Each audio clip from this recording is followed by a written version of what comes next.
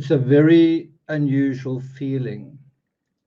There are quite a few unusual aspects regarding the Delphi case, quite a few unusual aspects. I posed a question in chat.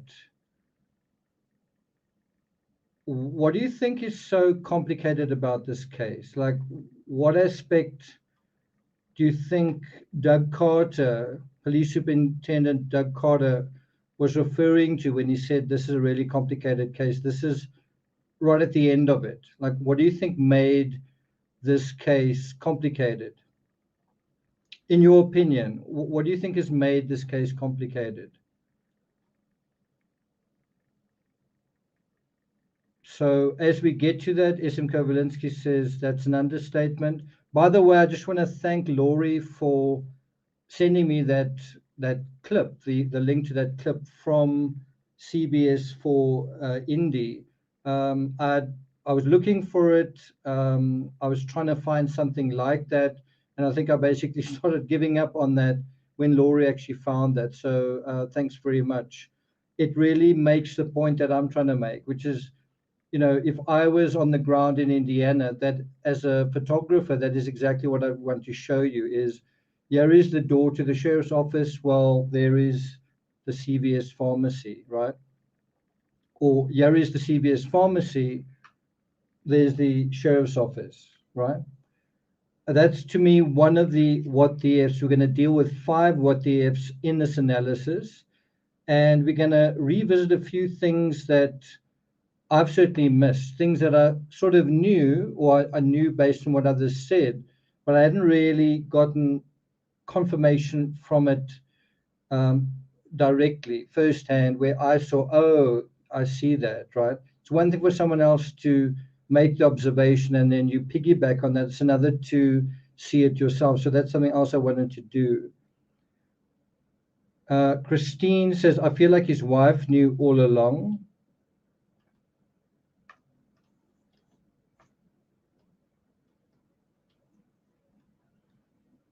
So I think what's quite an interesting way of addressing that idea of how could you not know is, if you think about the Amanda Knox case. Amanda Knox is now married to someone. She's had a child. And if you might such a totally different scenario, she's innocent and she has been found innocent in court. But what I mean is, you certainly couldn't say, how could he not know what she's been accused of? It's kind of a different thing. How is he reconciled, I guess, what he does know, and how does he deal with information, right? What do you think the answer is to that? I think it's to do with filtering. At some point, you decide that you're not going to think about it, or that you've realized that you support this person, and then you basically just filter things out.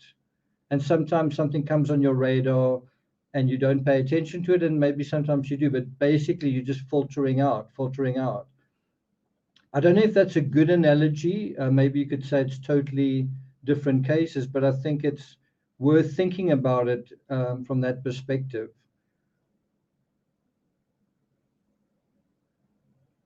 Okay, so again, what do you think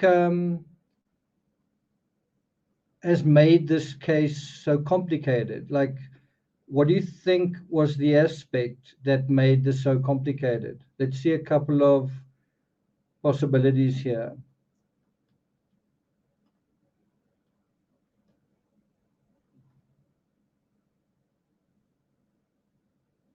Dan says, I'm wondering how you don't smile for any pictures. Red flag right there. Well, if not smiling is a red flag, I don't smile a lot. Maybe it is a red flag, I don't know. But you do kind of get the sense that he's camera shy, and also that he doesn't want to say anything while he's on camera. You definitely get that sense on the social media.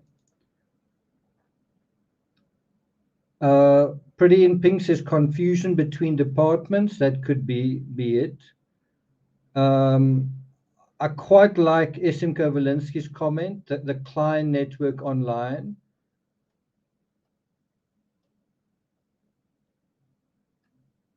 Let's have a look at some other comments. Terry says, I think there's a lot more on Libby's phone than disclosed. That's the complicated part. Fiona says, do you think he came forward and put himself on the bridge because he knew he was photographed and or witnessed there? Yeah, I mean, that's a good line of thought. It is possible that he thought that he may have been photographed there. He may also have known that somebody saw him there. There was another, I think, 16-year-old that said she saw a guy, she greeted him, he didn't respond, he seemed unfriendly, and he looked like, well, that's how the sketch came about, as far as I'm aware, right? So, but let's think about the possibilities for what could have made this case really complicated. In a way, and I know this is really counterintuitive, but in a way, having the audio and having the video and having the sketch can make it a lot more complicated. And what I mean is, it's almost like you're given the jackpot. Here is video of the guy, right? So what happens? You spend all your time looking at that video. Your focus is on that. You obsess on that. You get fixated on a sketch that's actually not really that great. It kind of could be anyone. And I must say, and I'm sorry to bring the sheriff into this, but just based on looking at some of the footage, to me there are a lot of guys in Delphi that look quite a lot like Richard Allen. His neighbor looks quite a lot like him. Some of the investigators look quite a lot like him. Everyone looks kind of similar. There are quite a lot of guys who are that age and somewhat overweight. So who are you looking for, right? He's not that distinctive. He's not unusually thin. He's not unusually tall. I suppose one aspect is he was somewhat shorter than usual. That should have stood out. What I'm trying to get at is you can almost think that the gift of the video, right, which should have made things so much easier. It's almost like that became like a keyhole that everyone just focused on that, right? That should have been just one aspect of all the other investigative leads. It also makes you think that, is that the reason why when Richard Allen came forward and said that he was there, well, they weren't looking for someone coming forward, they were looking for someone in that video. That kind of psychology. It also makes you think about the Ramsey ransom note, that because the Ramsey ransom note's there, people get fixated on it, and they're so fixated that they stop seeing things in a general way. Like, was there an intruder or wasn't there? Not, did Patsy write it or not? Simply, was there an intruder or wasn't there? A much simpler way of addressing the Ramsey case was there footprints in the snow, right? So can you see it's kind of like Susan Gittin says an over focus. That's one aspect. I think the other aspect that kind of made it more complicated was the terrain. Like, to be honest, I'm still getting to know the terrain. I'm still looking at the terrain through video footage and kind of going, wow, I didn't really realize that. That's on the 10th run through or the 20th run through, right? And that is going to be something else we're going to look at in a bit more detail. So I'm going to go back to, do I have some additional video? I just want to bring up some additional video of the terrain. I think it's this. And then I want to highlight something with you guys. So we are going to deal with the 5 WTFs, but at the same time, we're also going to try and learn a few things, explore areas that we may have overlooked. Okay, so let's bring this up.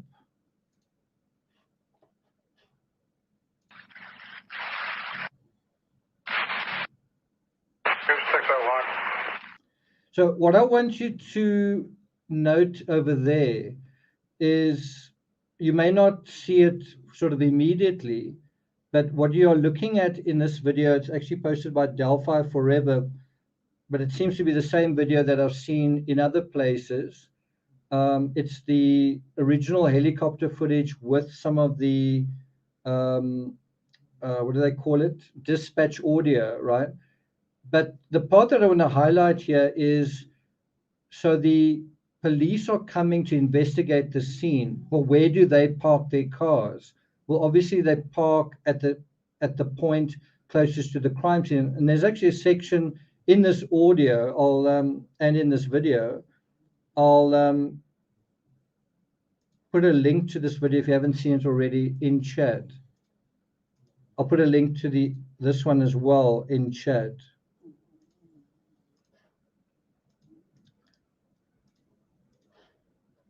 But in terms of this idea of you trying to locate yourself, and you're also trying to think, how would the perpetrator himself get there, right? Well, think about how that is answered by the police. How do the police get there? In terms of their vehicles, how do they get there? So there's an aerial search, and what is quite amazing is it appears that both helicopters, even though they're flying over the area, that they can't seem to see anything. They seem to keep flying around in circles. They don't seem to know what they're looking at. The other thing is that you've got police converging, vehicles converging on that area from the north and the south side, right? The one on the north side, they are all parked very close to that almost U-shaped road where the cemetery is. And on the south side, well, you see these vehicles right here, right? On the south side, on the Delphi side of the bridge, on the bottom side of the bridge in conventional maps, on the side that Richard Allen lived, on the side where the bridge extends for a long distance into what would normally be the canopy, but basically into the branches and the woods of that area. There's a road that goes under that. It's actually a private access road, but that is also the road that law enforcement take to get there, right? And so even just from the perspective of law enforcement coming to the area, trying to find the crime scene, it is quite complicated. And it's quite complicated for them to explain to one another, okay, well, this is how you get there. Well, you come from the north, you come from the south. Are the victims in the water? Where exactly are they, right? Yeah, that's also a good point. The crime scene may have been contaminated. Good point, Deborah. Okay. Okay, so let's watch a little bit more from this. Now, what I want you to try and do is orientate yourself in your own mind where these 4 vehicles are parked, right?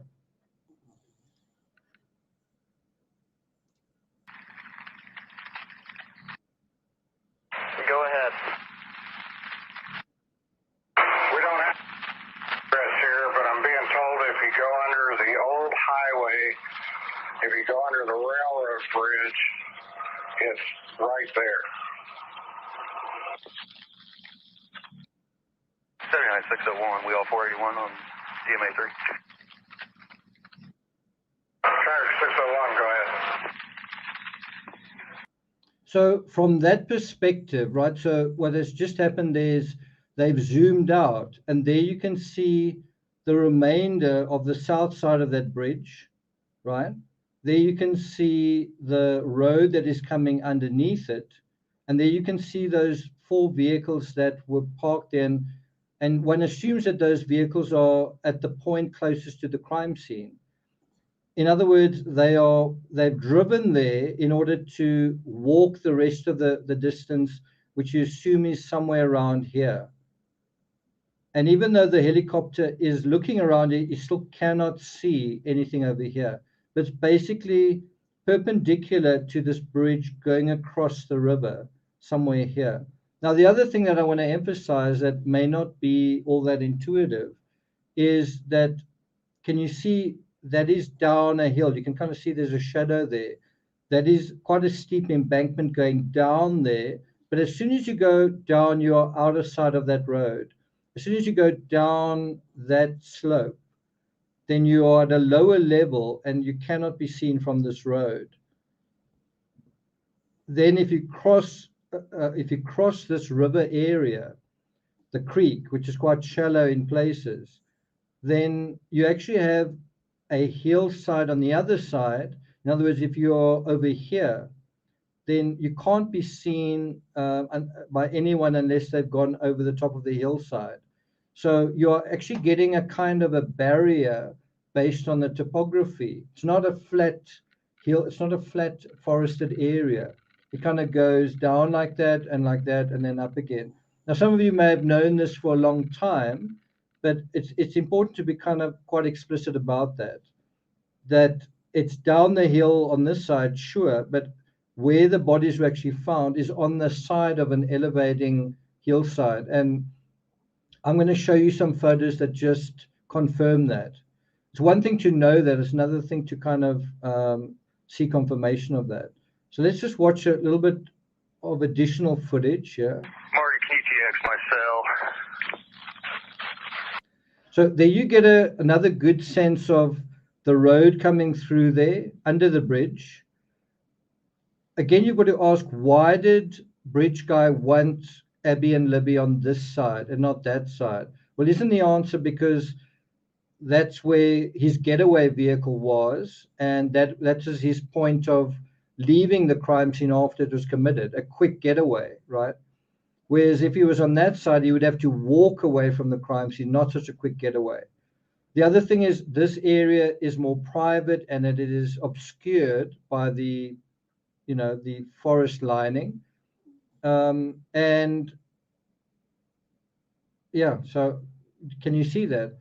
You can also see where these vehicles are parked, that it is very close. It's not only on this side of the bridge, but this side of the side of the bridge, right? The crime side of the side of the bridge. Okay. Stand by, 601, 602, we are north of that railroad bridge. I believe we're in location. We're going to start searching this area. Okay.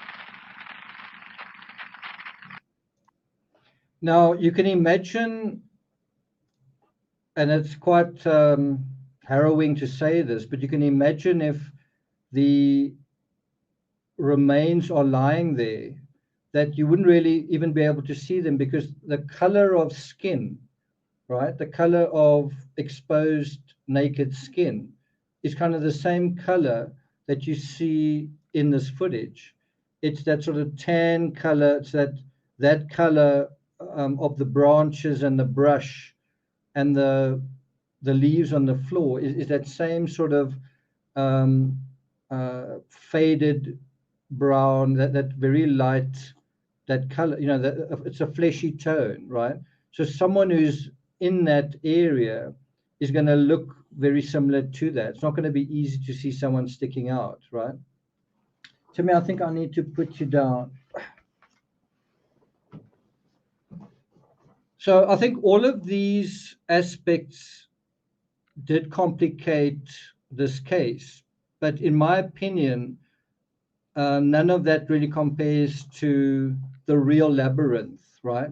To me, none of this stuff comes close to the real labyrinth of this case, which is the social media, which is the online chatter, which is the huge amount of messages coming to and fro, and how to isolate one. And this is now the perpetrator. You can imagine if someone did that to your phone, that to find out who was, I don't know, your best friend or someone in particular, there would probably be hundreds of contacts to go through, hundreds of messages to go through. And if you didn't know that, it might be difficult to kind of find that out. Bear in mind also, when you hide behind an avatar, when there's subterfuge in terms of that sort of thing, it makes it even more difficult, especially if an avatar is being shared among several individuals. That makes it even more complicated, right? Does that make sense? Okay. So I'm going to play one more section, and then we're going to go into the what the F aspect. So let's go back to this. Involved, just a couple. So those are the key questions, and it is really interesting how he says that there was no doubt that for him there was no doubt that he didn't think, oh, this is going to be another false alarm. He thought, okay, this is it. So what do you think that was? Was it DNA? Was it evidence in the guy's backyard? Was it something that Kegan Kline eventually revealed? Was it basically just a DNA test that bingoed? Or was it a combination of these, right? So let's have a look at some of your comments. Fiona Finch says something about that. Not sunshine. Okay.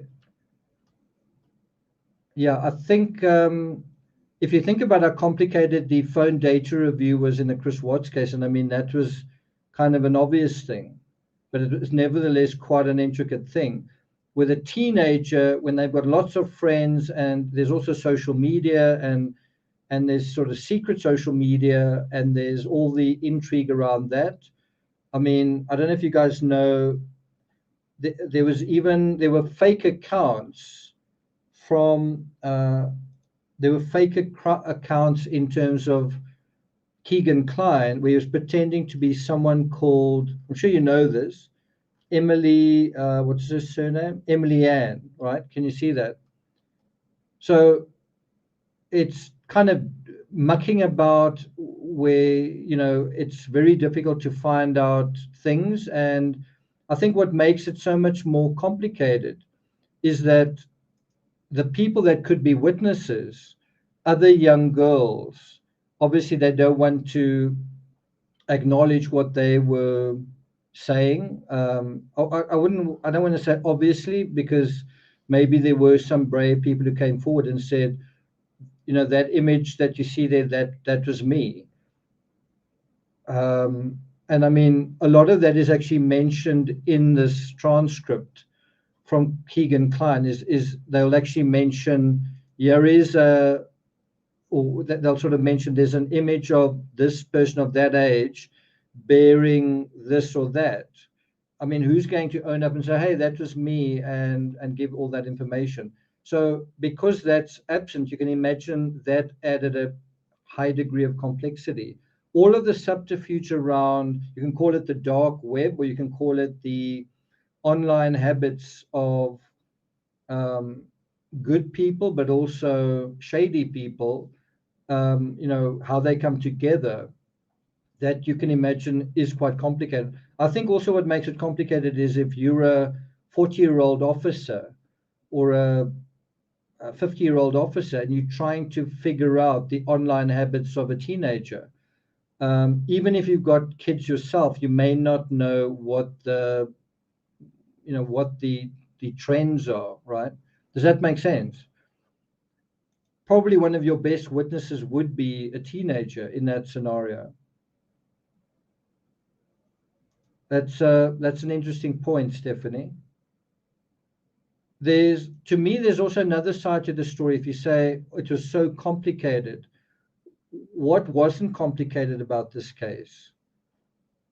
I mean, if you say that the terrain was really complicated, well, once you know it, and if you do make the point of knowing it, it's actually quite simple. There's a bridge. So on that side of the bridge, it's across, and then there it is.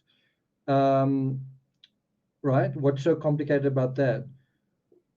What's so complicated about the suspect is a man, and he's somewhat heavy set, and he's somewhat short, and let's go through the whole of DELPHI. It's not a very big town. And let's absolutely exclude people based on alibis and that sort of thing. How hard is that?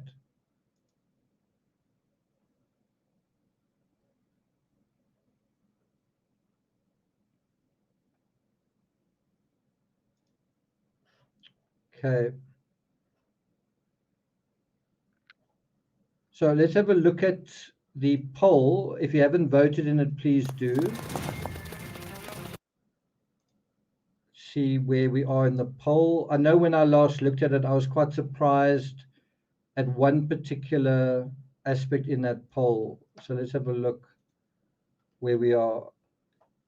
What is the biggest what the F in this case? Victim recorded suspect on video, 11%. I think it's bigger than that, but anyway, it took almost 6 years to catch him. I think that deserves quite a high rating there. So yeah, 30% say that. Alan was living in plain sight, 13%. I would definitely give that a higher rating than 13%.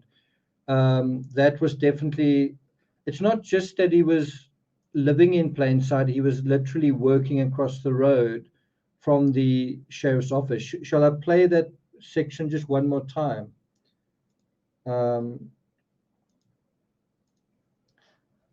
Shall I play that just one more time? It's living in plain sight, meaning he lives there, but also he works across the road, literally from the sheriff's department. And they are like on a major manhunt in a high-profile case, and the guy they're looking for seems to be right there. And they actually, it's not like that he's out of their reach. Like they would probably literally go into that pharmacy from time to time and see the guy they're looking for face to face, right?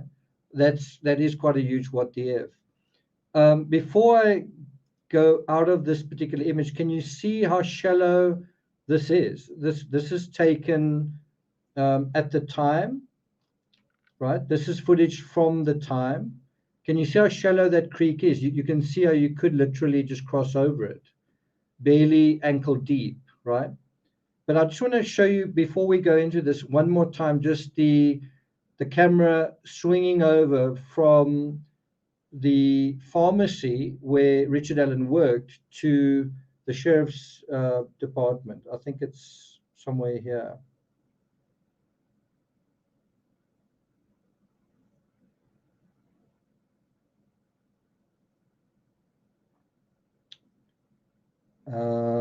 Here it is. Alan worked at CVS. You can actually see the store from the sheriff's.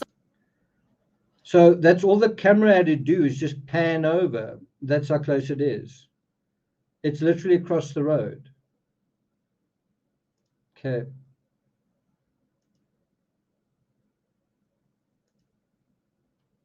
So there are a lot more than 5 what the Fs in this case. But I want to kind of start with the mapping side, because that was definitely something that I couldn't believe when I came into this case. I couldn't believe the mapping side. Right? So if you look at this image, I think it's from the Daily Mail. What is wrong with this image? If you look at this image, so it says Manon High Bridge, and it seems to be pointing to something over here, but the bridge is there. You might say that's a silly, you're just nitpicking. But anyway, you know, the details do matter. There's the bridge, there's the end of the bridge, there's the road coming out, and you would imagine the end of the bridge that's pertinent is actually behind this label. The part that you actually need to be looking at is behind this label. Is that clear? Let me take myself out. The part of this bridge which extends all the way through there, and there's a road going underneath it, is kind of behind this label. Then the other thing is where in this huge circle over here, right? It says here where girls were found, and although this is being, you know, it's not. You can see it's obviously within this circle. Putting this tag here almost seems to suggest it's on this side, and it's not. It's on this side. But can you see how the circle even extends to the other side of the creek? So if you're purely going by this map and someone said, well, on what side of the creek were they found? This circle would say, well, it could actually be either side. If you said, on what side of the bridge do we need to look at? You wouldn't really know. In fact, looking at this image, you might assume that the confrontation occurred on the north side when it didn't, and that they then moved along the north side to there when they didn't. In other words, because of the way that this map is drawn, it's actually, in a way, a misdirection on its own.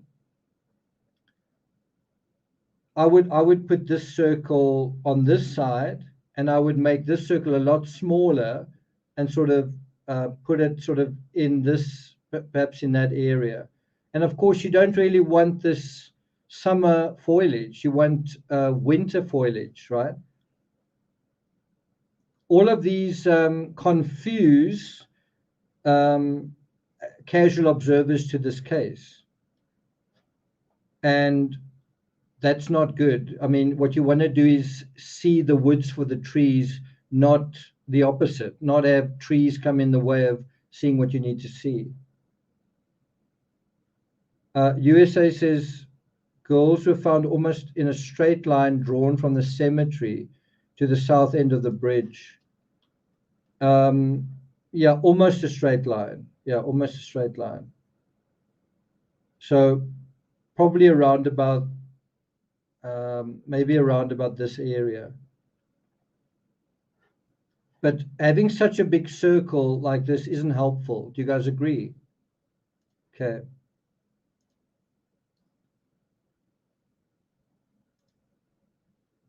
So one of the WTFs that didn't make the list is that there's likely DNA connecting the killer to the crime scene.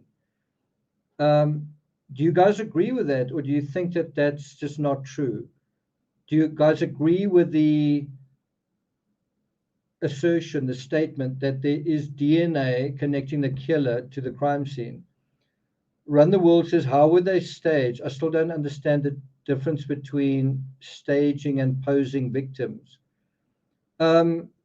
We don't know how they were staged because we know very little about the crime scene. So that's all speculation. There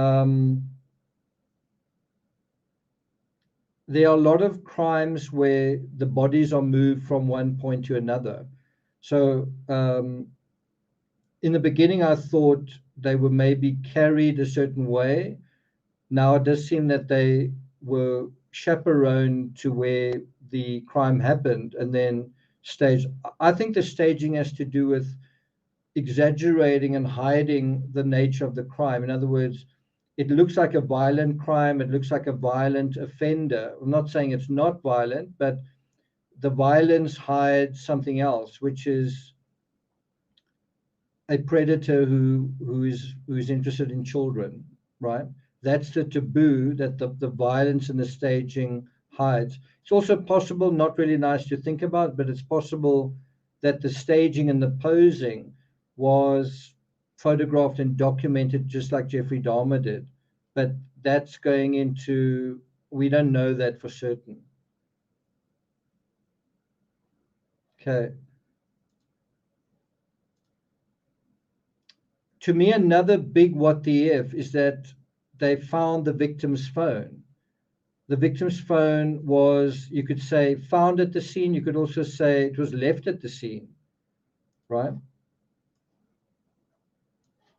The victim's phone was found at the scene, but also left at the scene.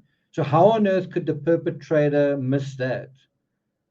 That is a big mistake by the perpetrator in this case.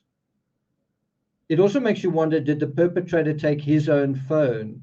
You know, if he was engaging via social media, you know, like if it's, I'll meet you at the bridge at exactly 2 o'clock, right? And there's quite regular contact, then you would assume that Abby and Libby would assume that he would be contactable on social media, like, hey, where are you? Right up to the point that contact is made. And if he doesn't make contact, that could actually scare them off. So wouldn't he take his phone with him? And wouldn't that GPS trace him? So I suppose you could also say, why did he come forward and say where he was? Well, because he would have been traced anyway. His phone would have linked him to where he was. That's another possibility. Yeah, how was the phone missed? It could be that he got scared off. It could be that he got so caught up in committing the crime that he lost track of certain things as well. It could also be that he was more focused on getting the blood off his clothing, that to him was the priority.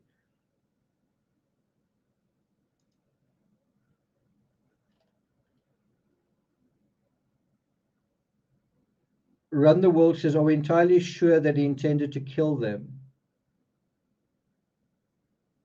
I think it's clear that he did, because there wasn't just one murder, there were two.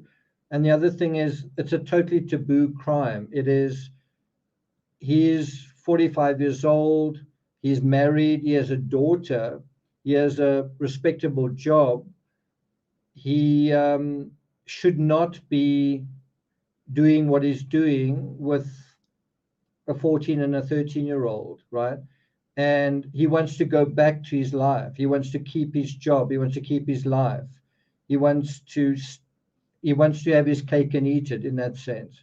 So the only way he can go back to his life is if this terrible deed that he commits is silenced, is hidden, is covered up in some way, where there's no link between that and him.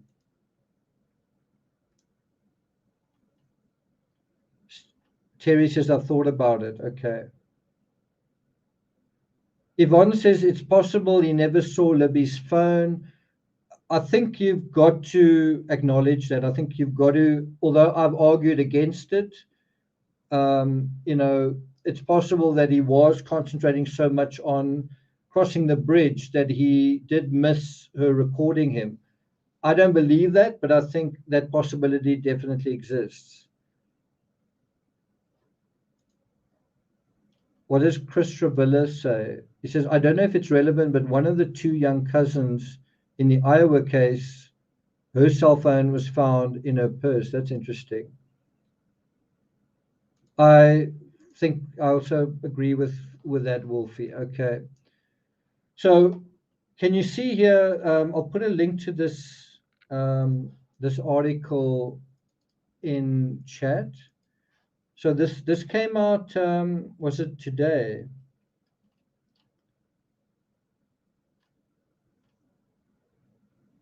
Where he basically says, this case is unlike any I've seen in almost a 40-year career. That's from Superintendent Carter.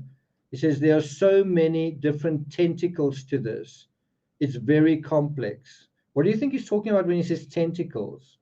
I think it's the online side of this. I think it's a tentacle coming into Libby's phone, but those tentacles go in all sorts of other directions from there.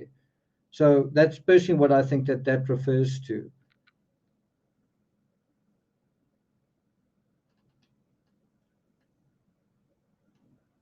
You've probably seen this news, but let me bring it up here. According to this article, Superintendent Carter believes releasing the documents would not jeopardize the case. He says at this point. He was asked if it is allowed to be given to the public, is that going to compromise the case in any way? No. He says, I think it'll answer a lot of questions people have. It'll make things a lot clearer. So I don't know, I've certainly had mixed feelings about covering this case, especially when YouTube was identified as a kind of a culprit. I sort of thought, I don't want to be part of that. I don't want to be part of the hysteria. I want to, if the judge wants to recuse himself, I don't want to be part of that chatter that makes the law enforcement and the justice folks feel like they don't want to be involved. And so I did actually leave this case for a while. I was actually quite surprised that there's been so much additional stuff to cover. Anyway, there's the link to that article. Okay. So do you guys agree that the thing making this case so complicated was likely the online aspect, the social media? And that made it extremely complicated, but how people complicated it for themselves was not being clear about the mapping and what was going on. And also fixating on a picture, on a sketch, where you could almost imagine if that sketch was totally absent, then you would actually be thinking about the case. Instead of keep looking at the sketch, keep watching the video, you would actually be thinking, you would be investigating this case like you would investigate any other case. Look at the clues, look at the date that it happened, look at the victims, right? Look at where it happened, when it happened, how it happened, all those kinds of things. Terry says the maps are still a bit frustrating to me.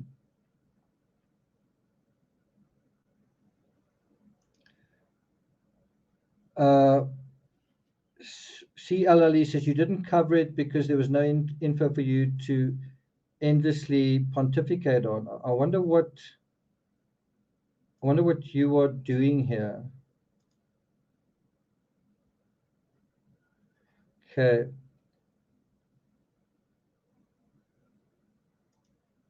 So from Libby's phone, the cops were able to extract a huge amount of information, and still the killer eluded them.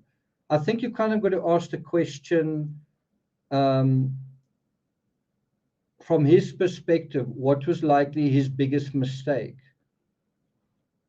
What do you guys think the answer is? Wasn't it not taking Libby's phone? Besides committing the crime, in terms of the criminal psychology, what was his biggest mistake? Was it appearing on the bridge? Because that doesn't seem to be the thing that caught him. Was it? So if you look at it from that perspective, was his biggest mistake being caught on camera, his voice being recorded? Well, did any of that stuff catch him in the end? Wasn't his biggest mistake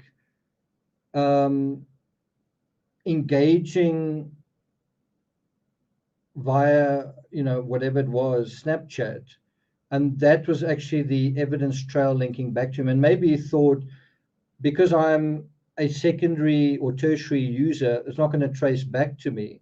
Well, ultimately, we are where we are right now. There's an arrest and charges. So wasn't that the biggest mistake? The cell phone not collecting that was a huge mistake, but and being caught on camera was a big mistake, but the social media aspect, like almost like before you've even committed the crime, you've established a link back to yourself, right? Chris says, I think the biggest mistake was leaving DNA, if in fact he did. But think about it like this. If you're not a criminal and there is DNA there, it's not necessarily going to do anything. The point is, how do you make that initial connection between the crime scene and some unknown entity? How do you connect somebody that is out there to the crime scene? How do you do that? That's quite a good point. Keeping evidence, that could also be a big mistake. Forensic Mystics, good to see you. Okay. Sassy Cavalier says there's always DNA. Not really. There are quite a few cases with there's not that much DNA. The John Benet Ramsey case, there is questionable DNA or DNA in doubt. The Chris Watts case, there wasn't a terrible amount of DNA. The Amanda Knox case, there was DNA that was either mixed or not absolutely clear or contaminated. So it's not, DNA is not, in a case where you have contamination, especially an outdoor case, DNA I think DNA is a factor here, but it's not necessarily always a factor. That's also an interesting point. His biggest mistake was thinking he wouldn't get caught. Well, he didn't get caught for almost 6 years. Terry says, why would he come forward that day and tell them he was there? I kind of mentioned it earlier, is that maybe they would have established that anyway. In other words, that his phone was there, right? Maybe he did that because he felt they would find him anyway, or he had to. Okay. Coming into it cold, I was surprised there was so little clarity regarding where Abby and Libby were found. And then you do have some maps like this really good one from, what's it called? Actus Reus, right? And it's quite, I feel quite embarrassed, but even though I've seen this map before, I missed that section. I missed paying particular attention to where it says shallow section. Do you see that? Shallow section. So when you just look at this graphic from Actus Reus, there you see a private driveway. There you see them going down the bridge across this private driveway, which is a bit of a risk, and then crossing that shallow section. That seems to indicate that he knew this terrain really well, that he knew that would be a shallow section of water. And what I think that indicates is we're dealing with someone who knew the area, was a local, and kind of was a hiker. So that narrows down the profile of your perpetrator. You're looking for a hiker. So out of all the men that you're going to try and either include or exclude in Delphi, how many of them are hikers? How many of them live near this area, right? Okay. The other thing that kind of stood out is you can say, well, that's a shallow section, so what? But in some of the footage that I've seen, you actually see the searchers going through that creek, and they are actually chest deep in water. And that is obviously far too deep for bridge guy to want to shepherd the two girls through where they could start swimming or whatever. And, you know, if he's got a gun, it could get wet. He wouldn't want to be in a situation like that. And so that shallow section was important to the premeditation aspect. Does that make sense? Like, he couldn't have gone through a deeper section. It just wouldn't have worked. Let me see if I can bring up that image where you see them. There it is.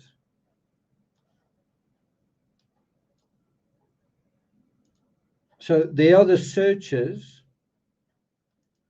and you can see, especially on the right-hand side, you can see how deep the creek is over there. This person is basically waist deep in that one as well, and that would be really deep for a 13 or 14-year-old to get through. Although you can see how quickly it gets shallower going to the left. But that looks like it's pretty deep. And was it even deeper going that way? Okay.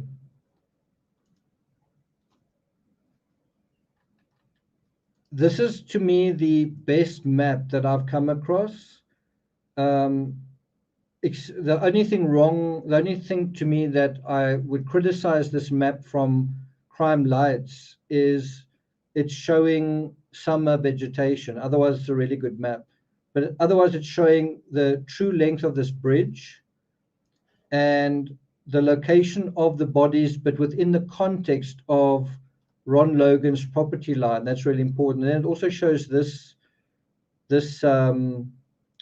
U-shaped road where the cemetery is. And as someone mentioned earlier, it's kind of where the bodies were found is kind of in a line. I don't think it's in a straight line. I think it's slightly off, but it's basically in a line going down from the cemetery and then perpendicular from this bridge. So somewhere around here.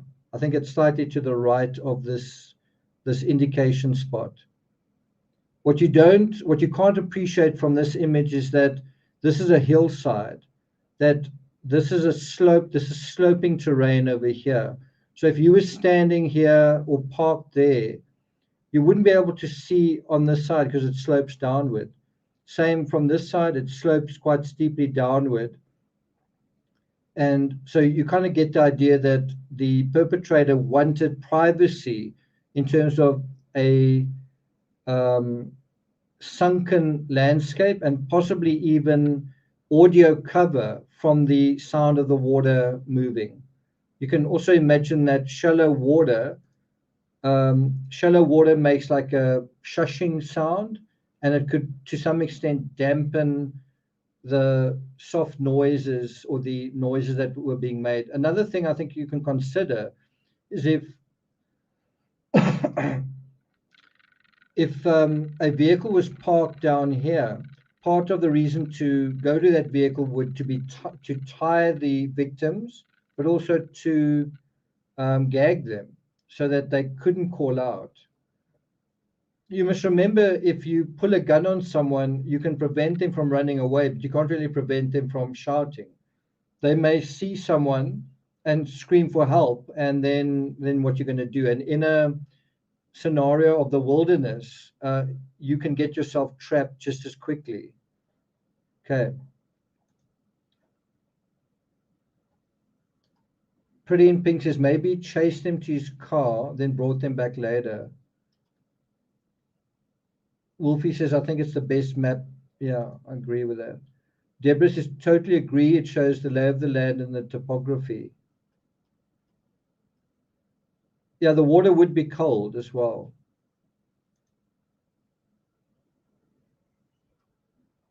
Elise says he waded through the deep part afterwards. I don't think so. I think he came back the same way he went in, because that would be the closest route back to his vehicle.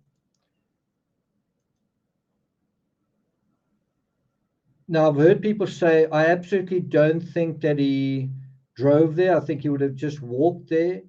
I think you've got to turn on the switch in your imagination and imagine you've just committed double murder, and you've got, even if you've washed it off, you've got blood on your clothing. You want to get the hell out of there. Like, you've just done something where you could go to jail forever.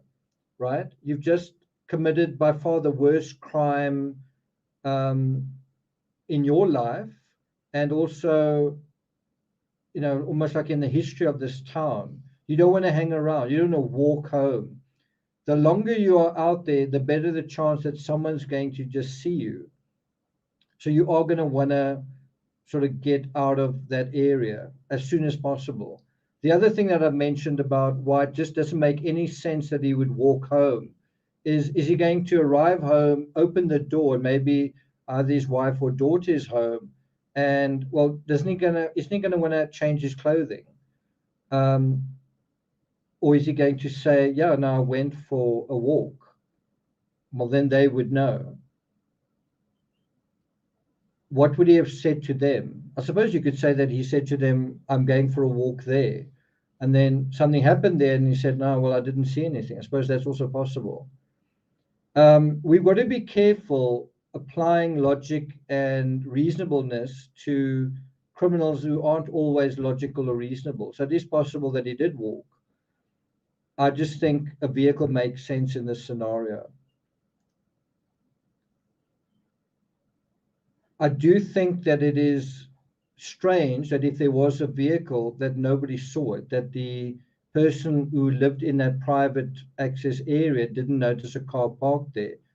And it's possible that they did, and that's some of the information we just don't know. That might be information that's in this probable cause thing that we just didn't know about. Yeah, he could have had clothes stashed there, but then that would mean he would have to go there on a previous occasion. It is possible. but then he would also have to come back on a later date to get rid of the clothing. Maybe that did happen. Okay, anyway, let's continue. So my opinion is that if the authorities hadn't clarified this aspect to themselves on a map, nor clarified this to the media, in other words, if their starting point was vague or uncertain in terms of where did this crime take place, then that would derail everything else. Isn't that what happened? Isn't that what happened in this case?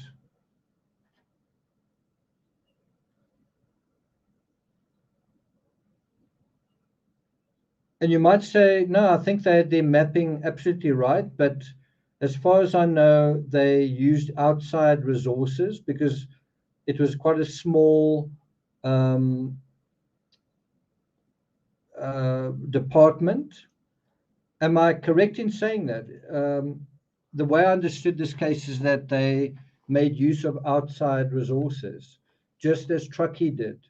And so you're getting non-local people that are trying to figure out a situation when they're not even from there, which is a really good way of effing up an investigation.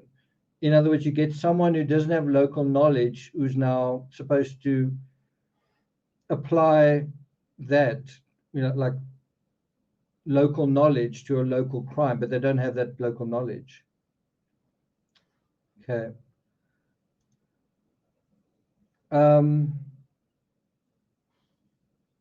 If you start in the wrong place, when one note is off, it eventually destroys the whole symphony. We saw in the Kylie Rodney case, the location of the party was initially misunderstood to be close to the boat ramp, not at the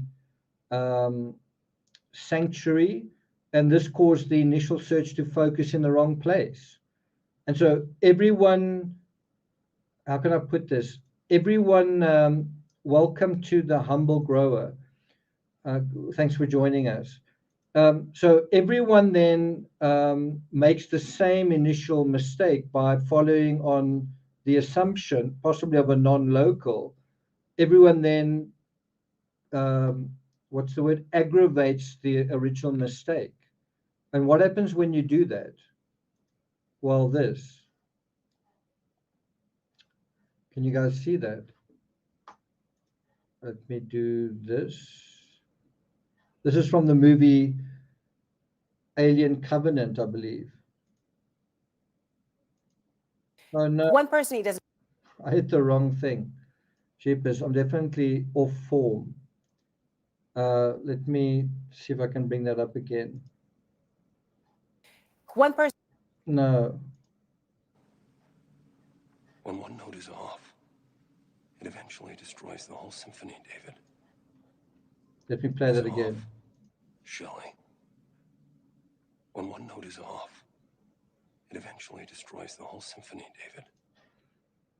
That is so true, especially in true crime.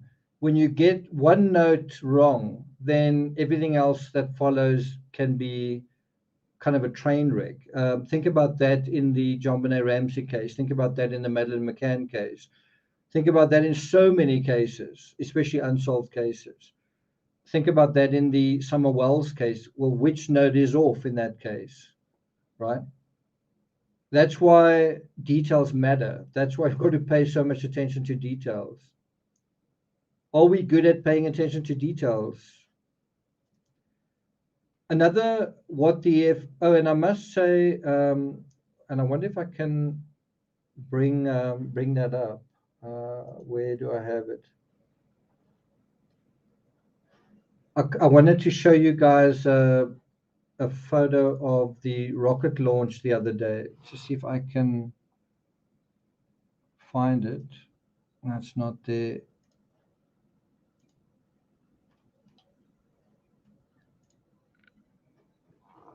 I just want to quickly touch on this. You know, there was the Artemis moon rocket that launched early yesterday morning. In terms of rocket science, like true rocket science, when one note is off, when you've got one error, one leak, one problem, well, that can destroy your entire rocket, destroy your entire mission. You saw that with Apollo 13, right? So you can have a catastrophe in terms of real rocket science when you have one node that's off. And that's why the details really matter. There are consequences to that. And they really do matter in true crime. It really does matter getting the details right.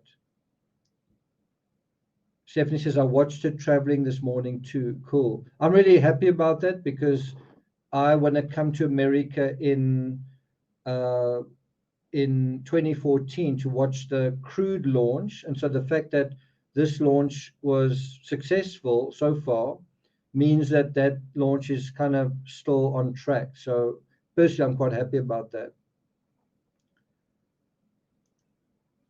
Okay. So another what the if that I haven't really included in this list was something that initially didn't seem to make any sense. That bridge guy came from the north, right? And that the girls went down the hill, not on the north side, the public side of the bridge, but the opposite side. I've kind of dealt with all of this. I'm going to just quickly run through it again. Can you guys see that? So that is not what I want to show you. Yeah, so something that was, to me, a what the F was, are you telling me that the girls crossed right across the bridge? Why would they do that? Are you telling me that bridge guy then came afterwards and crossed right across the bridge and they saw him coming and they didn't run away, right? Why on earth would that happen? Right? So all of that was quite a big what the F as well, that this photo was actually taken on the south side of the bridge. And you can see that by looking at the river, which is directly below there. The south side, sorry, the north side is very steep, immediately beside the bridge, whereas the other side is not only hidden, but it's a lot of a gradual hill. Okay, what do I have here? So that is immediately on the other side. I've already gone through some of those images. They are from, I think, Julie Melvin's video. Here's another one just showing the road.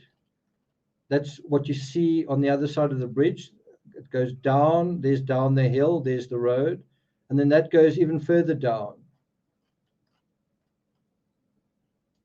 Another what the F is the distance from Richard Allen's house to the bridge. Really not a long way away. And you can imagine when the Allens visited the bridge, wouldn't they perhaps go there on foot? When the Allens, Richard, his wife Kathy, and daughter, wouldn't they just walk there? How often did they walk there? And wouldn't they go there from the south side? Because it was closer, because it was convenient. They may have walked there and back. It was so close. Speaking of close, Abby Williams lived around half a mile from Richard Allen. I think she lived somewhere here. She lived on this side, could even have been somewhere around here. I've actually got a map of that. Let's see if I can find it.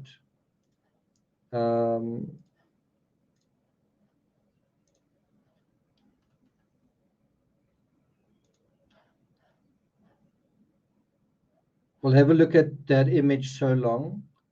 So that is the side they came down, and then they went down that side, right? That side. Actually, I think that's wrong.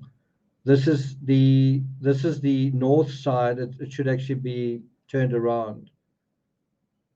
Can you see this is too close to the river? This needs to be further into the woods. Can you guys see that this image is actually, which it's an image I put together, is actually incorrect? This is the north side. That's not where they went down, right? Let me take that away. Just want to see if I can bring up the map of, do I have it here?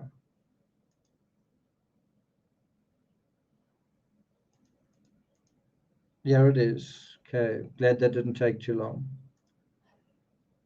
here is the map of where Libby lived, and it's less than 1 mile from the bridge.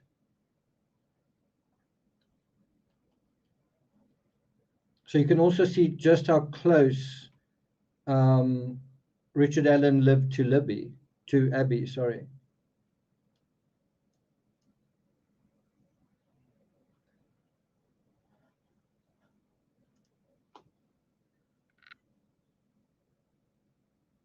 Sassy says you simply can't run on that bridge. The planks don't allow it. But I suppose theoretically, if they wanted to get away from him, they could have gone down and run to Abby's home. That, I think, would have been their best getaway. If you think about that. Okay.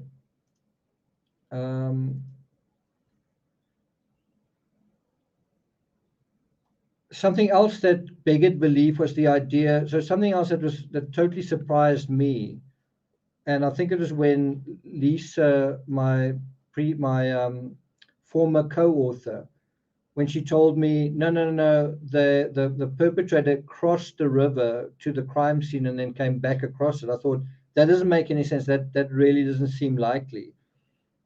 But then you see an image like this, and you can see just how shallow it is in places. It's literally ankle deep. It's a shallow creek, especially in winter.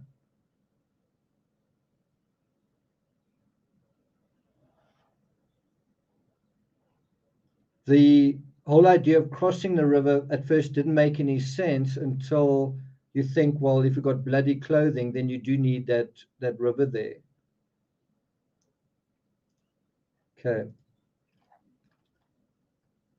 What has also been surprising is that possibly during a search of Allen's property, something may have been dug up in the garden, right? It's possible that they literally found something in his property. Could also have been found in the garden shed, which is kind of on that side. It's behind this, sort of where these trees are. We know the killer took a souvenir. Did Ali find that? Did law enforcement find clothing or jewelry on Allen's property?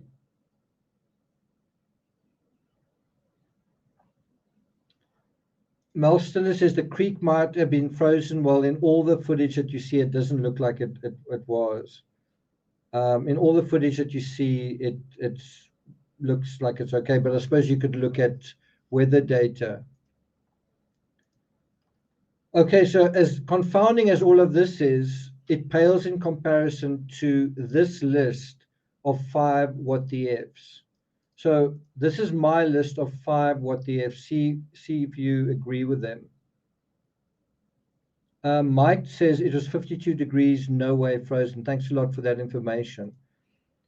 Okay, so here's my 5 what the Fs. It's taken about 70 minutes to get to this point. Okay, so number 1, but not necessarily the biggest what the F. Richard Allen told cops that he was on Manon High Bridge on the day of the murders.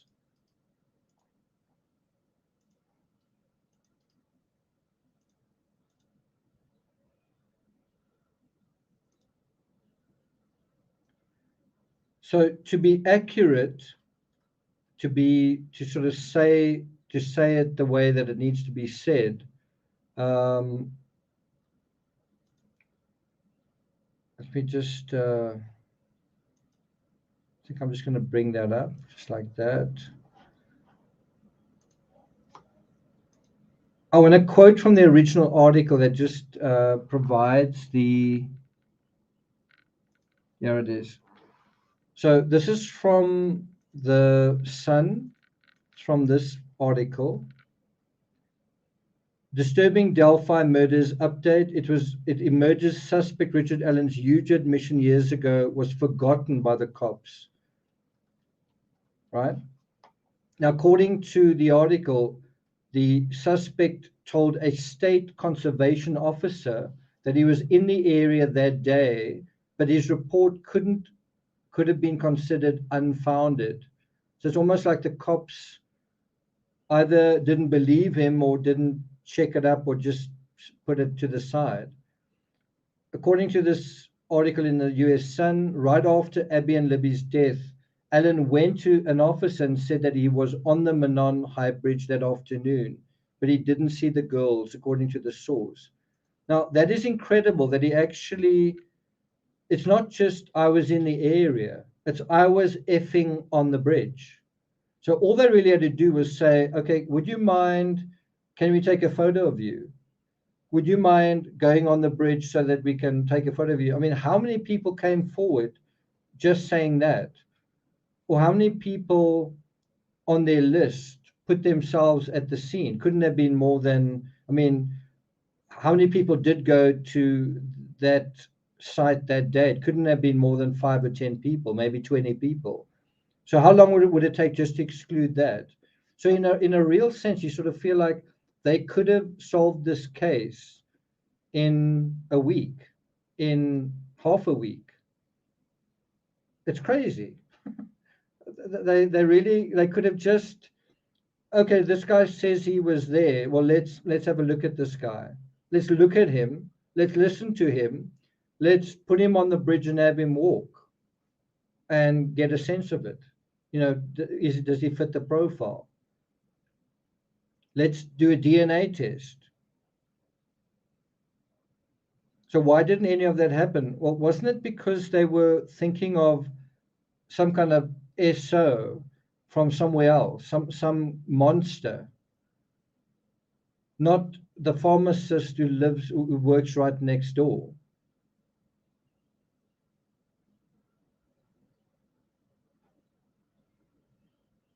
Yeah. To me, what I find a bit strange, and like I said, I've come to this case quite cold, is I don't really see law enforcement as heroes. I don't think that they've, I mean, if they were still looking, you could say, have they done such a great job? The fact that there has been an arrest is progress, but I'm not sure that I would sort of wave pom-poms and do the whole cheerleading thing. I don't know if they've done such a great job. That's just my opinion. Yeah, give him a lie detector test.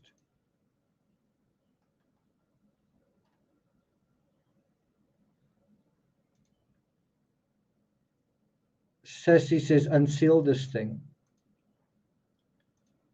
Stephanie says, it's infuriating.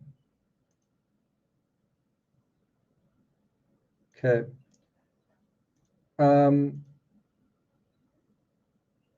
So, I mean, no wonder he felt comfortable in plain sight.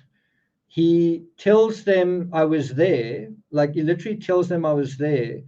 And all they had to do was, I don't know, do a lie detector, do a DNA. I mean, if they had DNA from the crime scene, search his property in February 27 instead of October 2022, would they not have found something then? If they searched his property right in the beginning, would they not have found something? If he took a souvenir, would they not have found something? Tina Ryan, thanks very much. Tina says, bridge guy may have been wearing an outfit over his normal street clothes. It was a hot day, so why was he dressed for cooler weather? I do think that he was concealing something under his clothing. The most obvious thing is probably a firearm. It could also have been other things.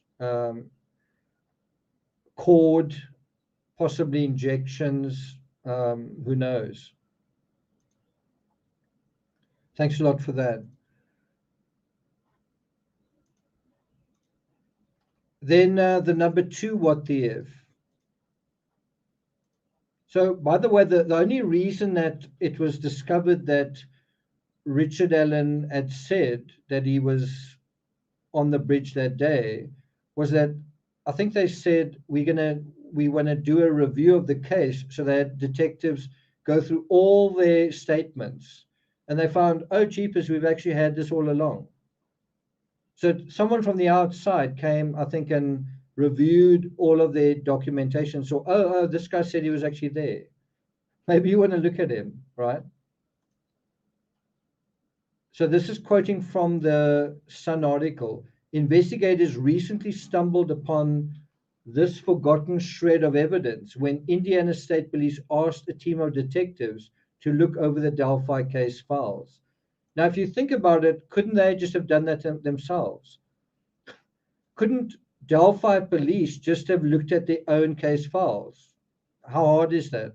Now, I can tell you, when you write a book, for example, and I've written quite a few books, it's very hard to spot your own errors because the thinking that takes you in certain directions, you tend to follow those patterns of thinking.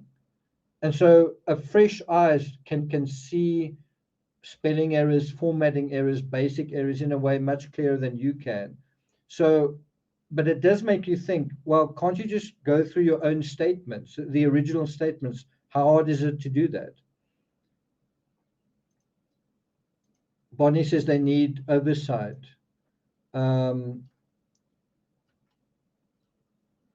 Yeah, so I mean, that is a huge what the if. You guys knew this all along. And also he's right across the road, right? So that brings us to the second what the if. Investigators had video and audio of the suspect and still couldn't catch him in almost 6 years. That, I mean, like if you think about it, can you possibly have more than that? You've got video and audio. You've got the guy's voice, so you can kind of determine that he's not a child, or he's not a, how can I put it, he's not a teenager, he's not a young guy.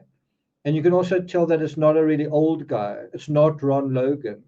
So it's somewhere in between, so let's say 20 or 30-year-old and a 60 or 70-year-old or 80-year-old.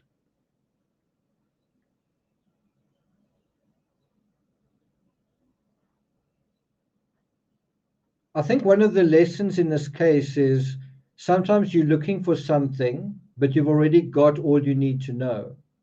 Sometimes you're looking for that last piece of the puzzle, but guess what? You already have something.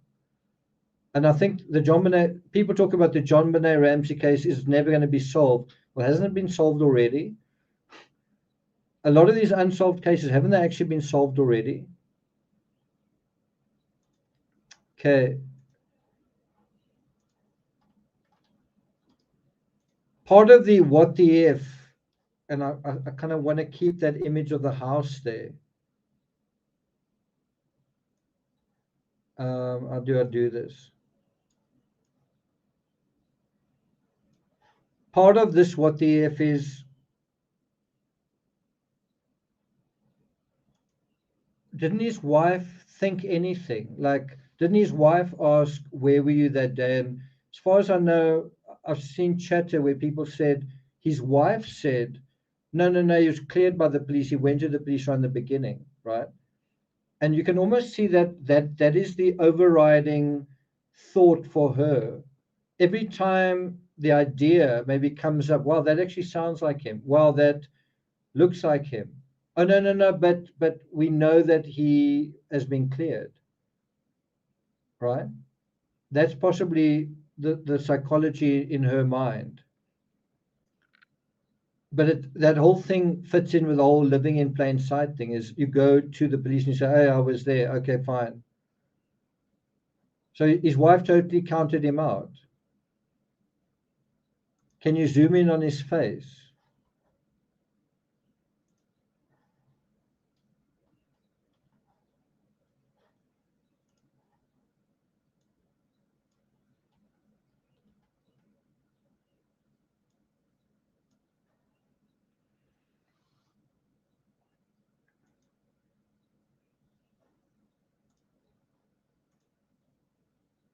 So if you think about that, your husband committed this terrible crime, and you think about, well, don't the details matter?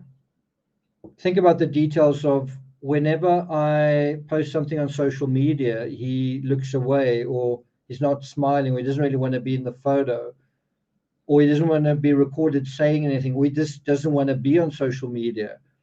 Think about how much just those details mattered. Okay. If it's crazy that Bridge Guy was living in plain sight, the craziest part is that his wife and daughter didn't suspect him. Or did they? Did they sometimes suspect him? Number 3, the suspect worked in a pharmacy basically across the road from the sheriff's office. It's really hard to not think of that as the biggest what the F. Right? Like, isn't that the biggest what the F actually? Let me bring up some of these images. Okay, let's go there.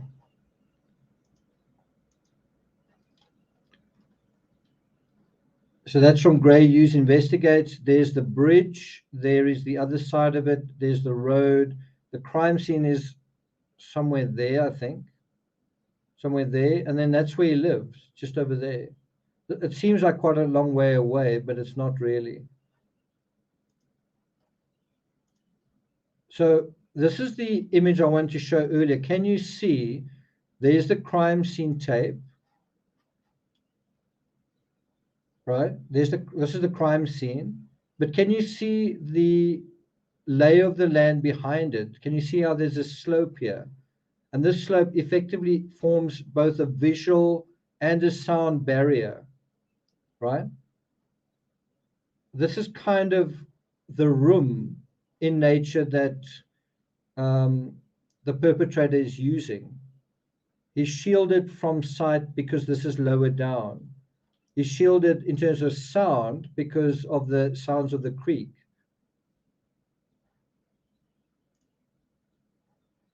Do you see that? Can you see that this slopes upward quite steeply?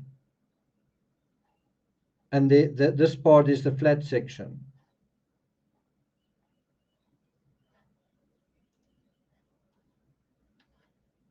Okay. Do I have any images of CPS? Of what's VCS? There it is. Sorry, CVS. There it is. Okay.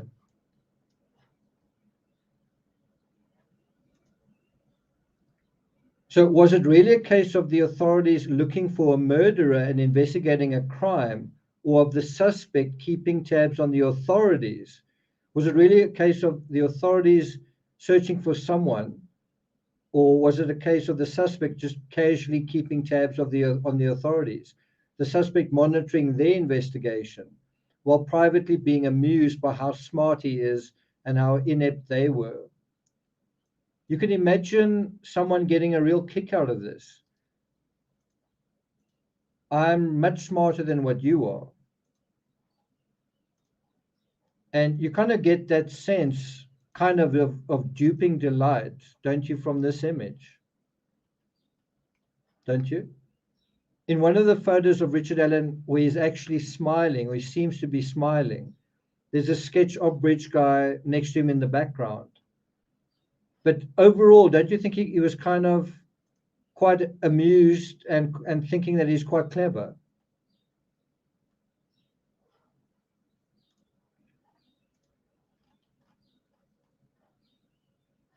It says here, it's not clear what information led authorities to Allen.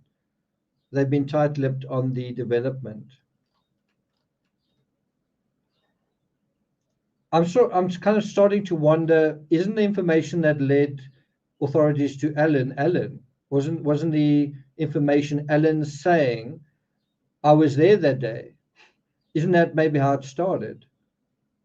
The detectives maybe were looking at Kegan Kline, looking at social media, but then they also stumbled on some statement. Hey, I was there that day. Hey, well, let's go and look at the guy who was there that day. Let's go and look at his property. Oh, wow, look, on this property, we found this item of clothing, case solved. The case that should have taken a few days to solve based on the evidence they already had. Maybe it was solved by the guy saying, I was there. It doesn't have to be this huge, intriguing thing. And the social media, but also that.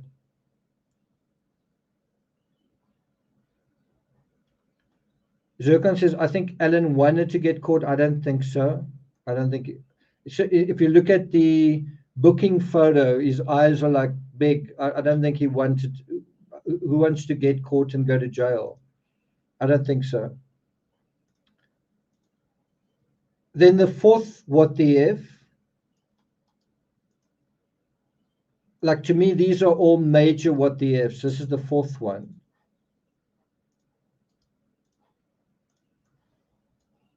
That's the fourth one.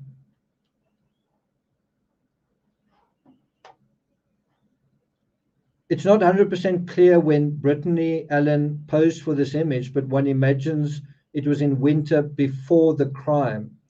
I think it's a what the if, whether it was before or after. If she posed there before and the crime was committed after, then wouldn't Brittany herself think, wow, who may have been thinking about this? Who do I know that may have been thinking about this?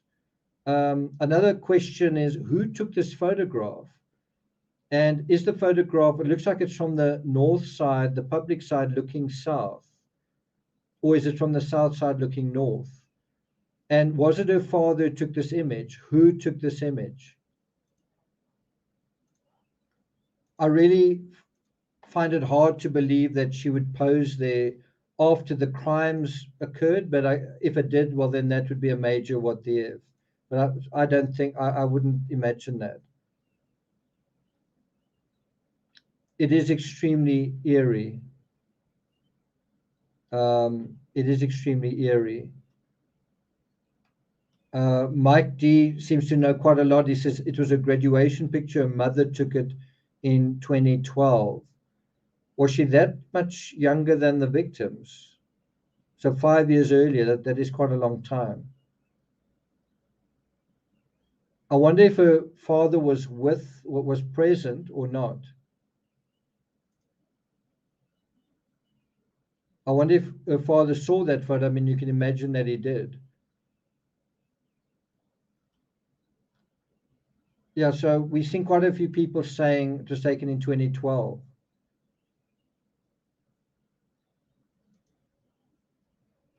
Okay.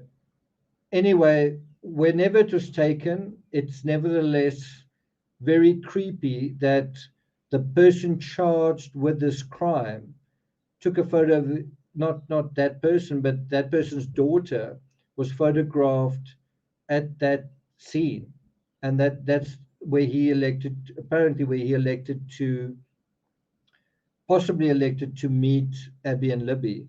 The other thing that I haven't really included here, but I mean is kind of obvious, is that Libby looks quite a lot like Richard Allen's daughter. We've said that before.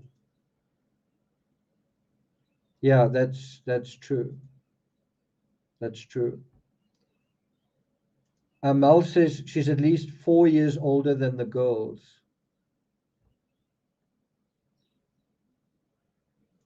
Okay.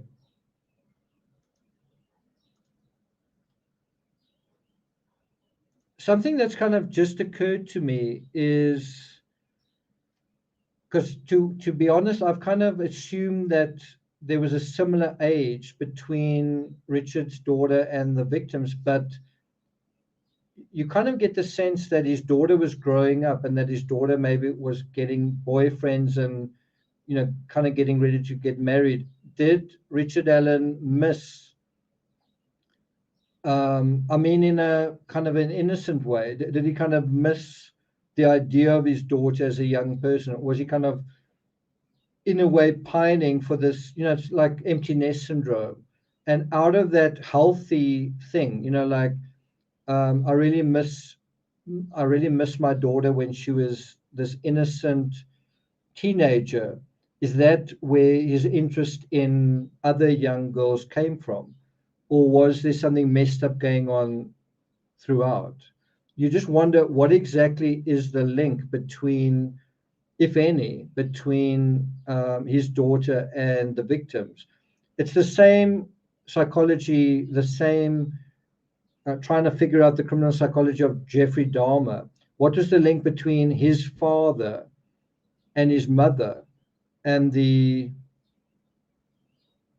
and the victims that he chose. Like, what is the similarity between what he did with his father, the whole what do they call it? Dealing with animals, cutting animals open, but also the fact that his mother was very created an unstable home where he felt anxious and not in control, and he had difficulty maybe forming certain kinds of relationships.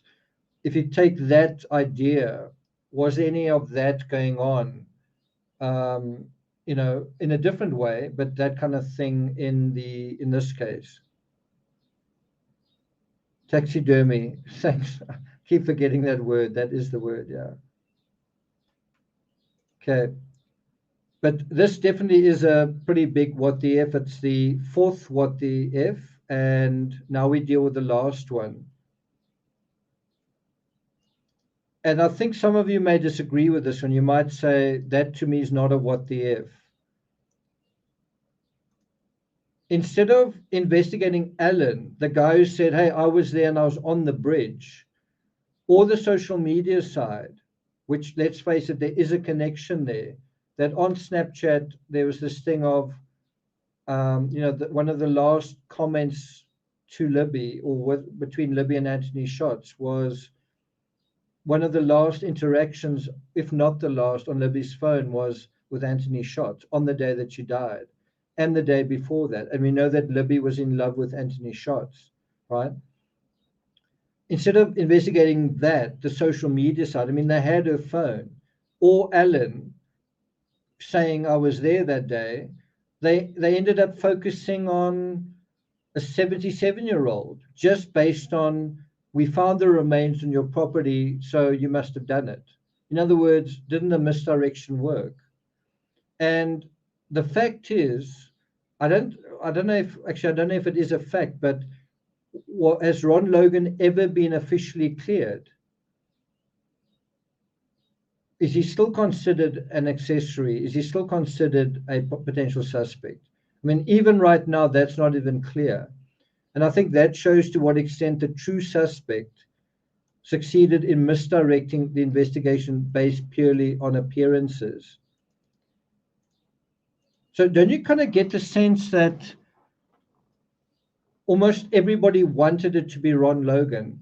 I see there's 666 people viewing. Please, someone stop viewing, or we need someone more. There we go.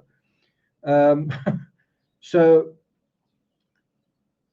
don't you kind of get the idea that everyone wanted it so badly to be Ron Logan that they didn't really care if it didn't really look like him, and if it was like too obvious? Like, if you had your own property, why would you leave the remains on your property overnight, right?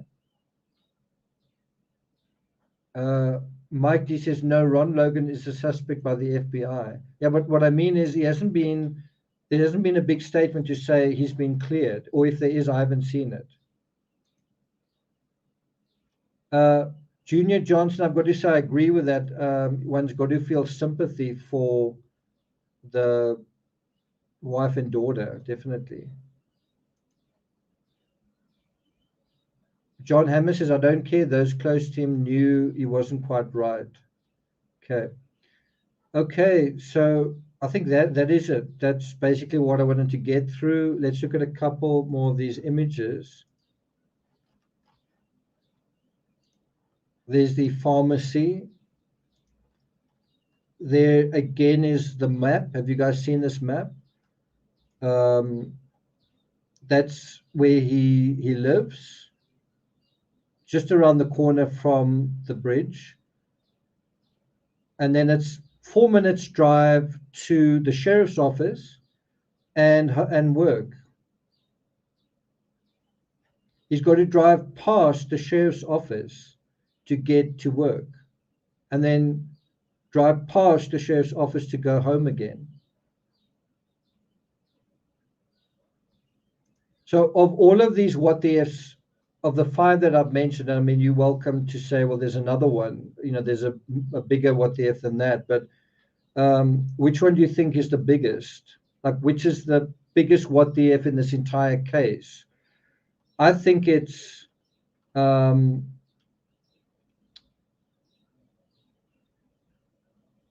fact that we've got visual confirmation of how close that pharmacy is to where Alan worked, and the fact that he said, I was there. That to me is the craziest part of this whole case. So let's go back to that clip. Where is it? Have I deleted it? There it is, okay.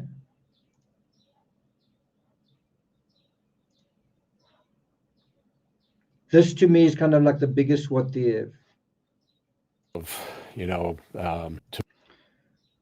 So, I mean, we've spoken about this, but you actually have the sheriff who's in charge of this investigation going to the pharmacy, maybe because he's got a headache from staying up late trying to figure this out, looking at potential suspects, goes to the pharmacy. Richard Allen's actually there.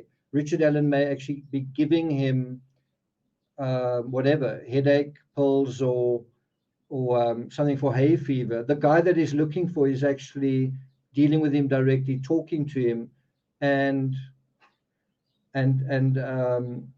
you know, so in other words, there's kind of a, can you see what is going on? Is there's a preconceived notion of who you're looking for, and that's why you can't find the person that you're looking for, because you've made up your mind that you're looking for a sketch, you're looking for a video. No, you're looking for a real person, and actually is right in front of you. Anyway, let me play the rest of this.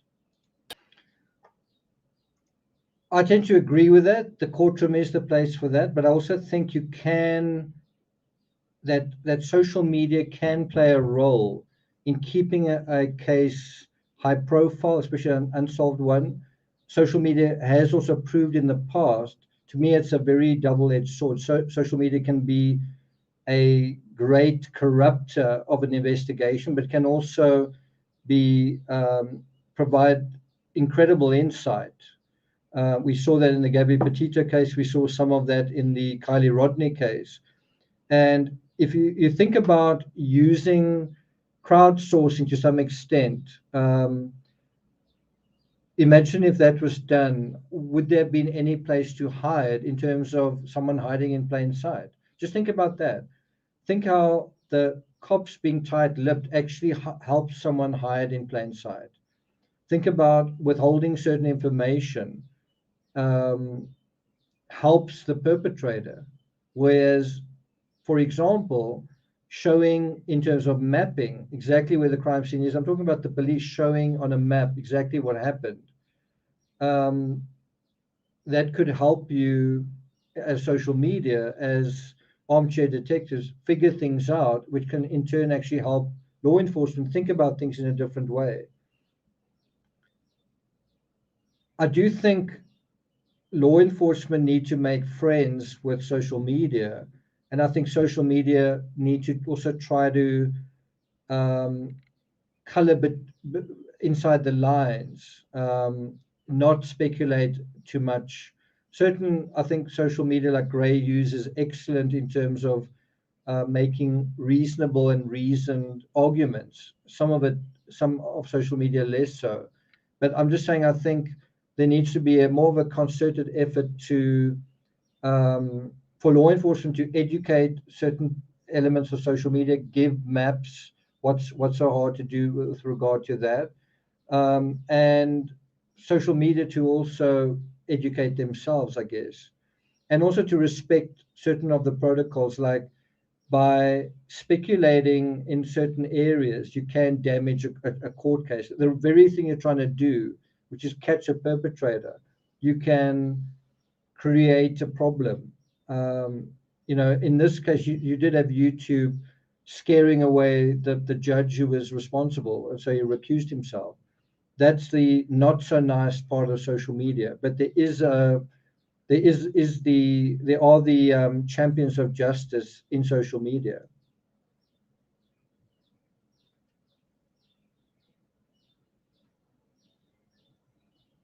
It's quite an interesting comment there. The CryptoZoo also said, could it be that law enforcement were friends with Richard Allen. What could just be somebody you see every day, you tend to just in your mind think, well, obviously it's not that person. That's quite an interesting point. Thanks, Heavenly Clouds. Thanks a lot for that. I don't think I'm going to go. Somebody actually asked me not to go through this transcript. So I don't actually think I'm going to deal with it in any detail, except to say, you know, that there was this Emily Ann profile, and this is what made it all so much more complicated. I thought that was quite funny. Does that make sense coming out from law enforcement? And then talking about pictures, this is why it's really hard to deal with this, because it's really hectic material.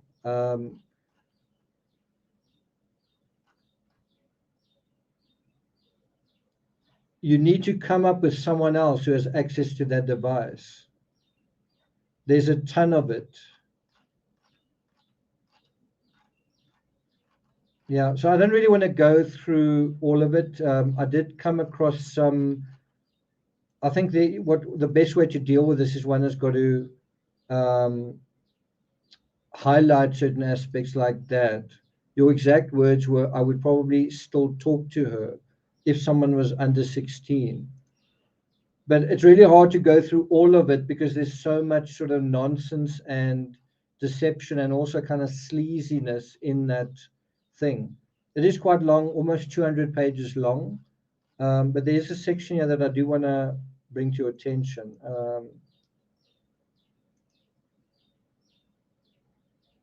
And this was actually brought up in another news article. It's this section here. What page is it?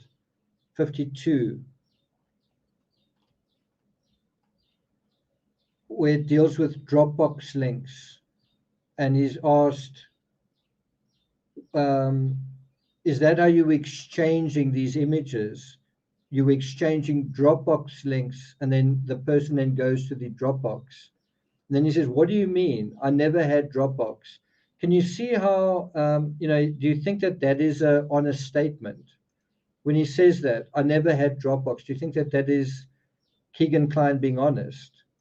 He says here, yes, you did. Then he says, that I sent links for, what do you mean? But from your Dropbox account off your phone, we have started one of the largest investigations in this particular area ever undertaken in the state of Indiana.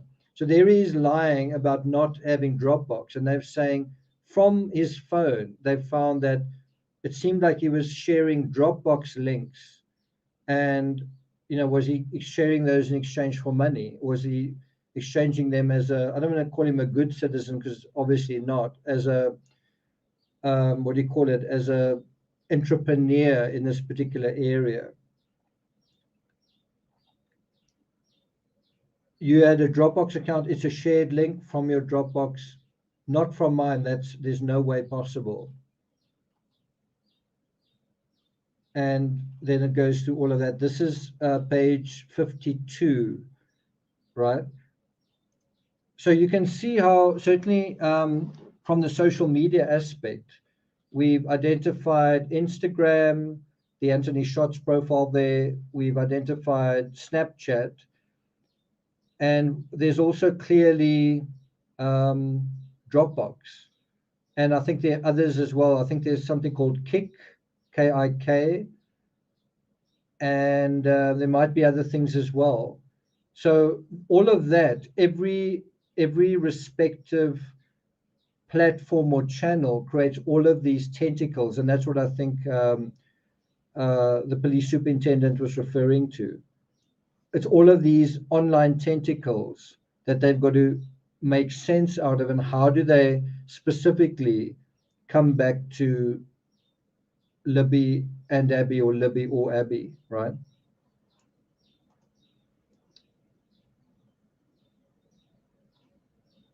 Okay, so I think that is it from my side. I'm not really going to take it any further than that.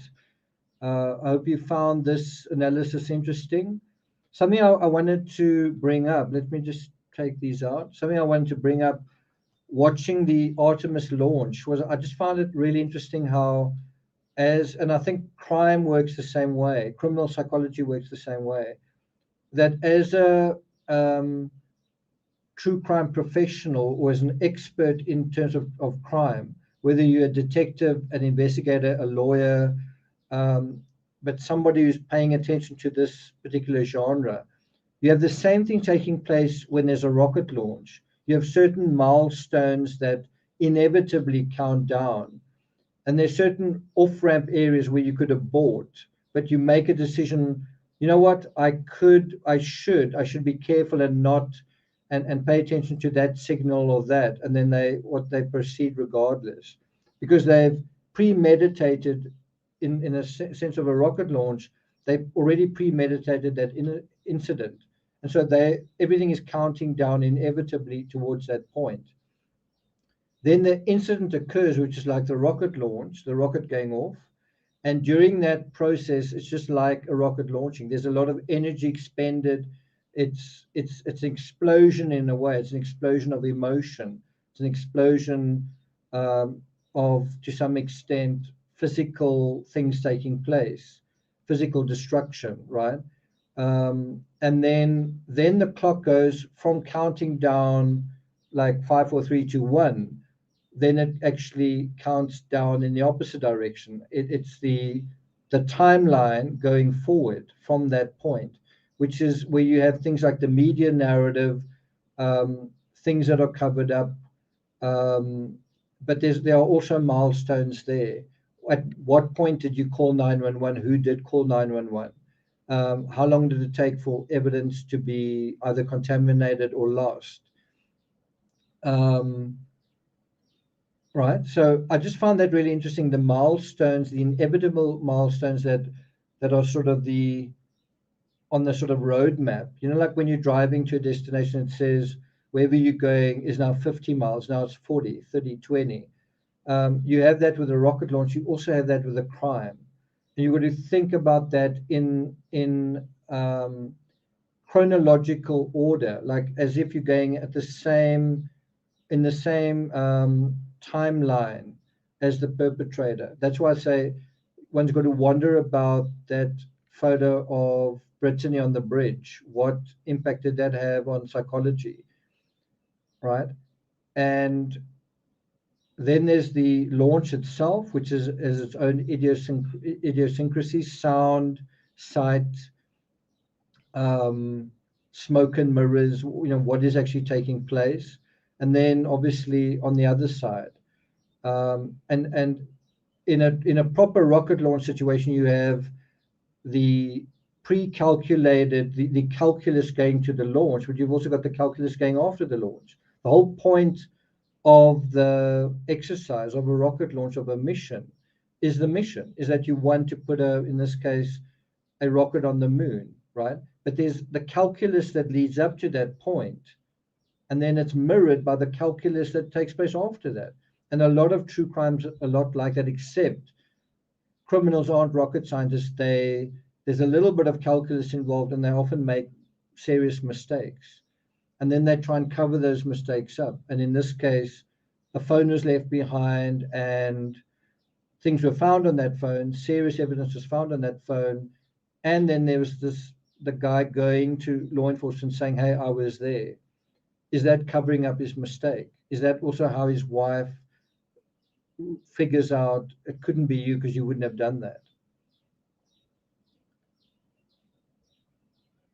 Wolfie says, I love jet-fueled funny cars. Okay.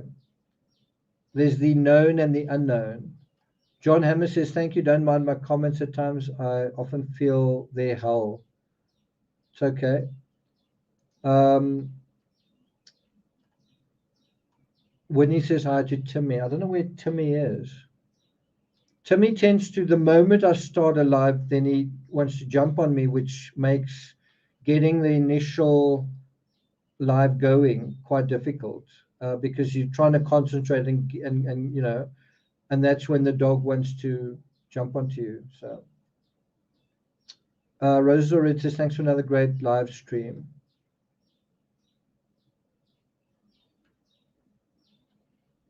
Okay, let's go through some of your comments. It would be interesting to know what is his wife's position right now. Is she still in denial? Does she believe he's innocent, and is she right? I mean, it's innocent till proven guilty. Is she going to support him?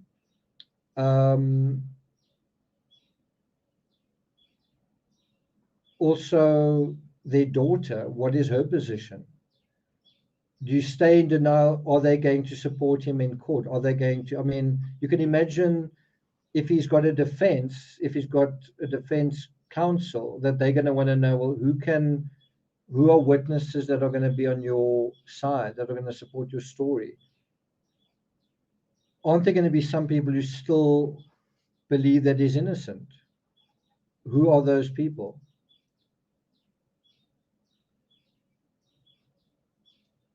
I think so too. OMAD, NOMAD, so staging is a control thing because he had the victims under control. What's quite interesting in rocket science is there's literal staging. There's stages to the rocket, and then there's also the launch platform. Just thanks a lot, Sharon. Appreciate that.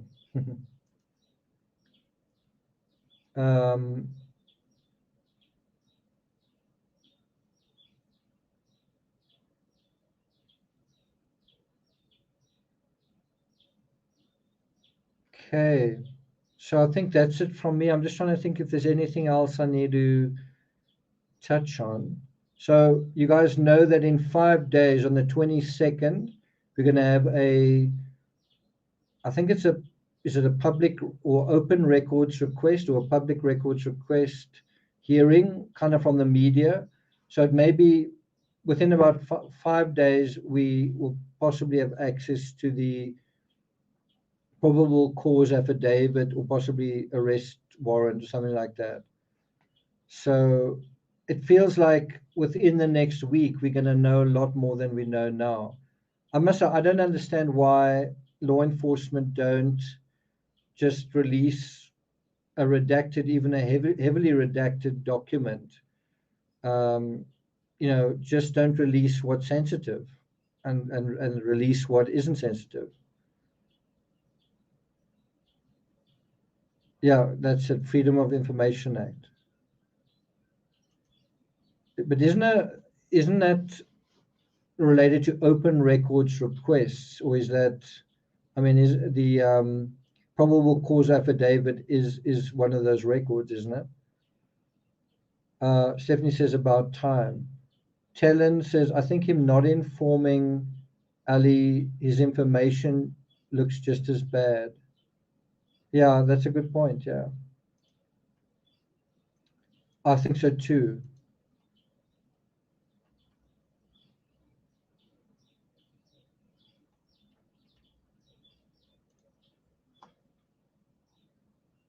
I'm really interested to see what did they find in his backyard, if anything.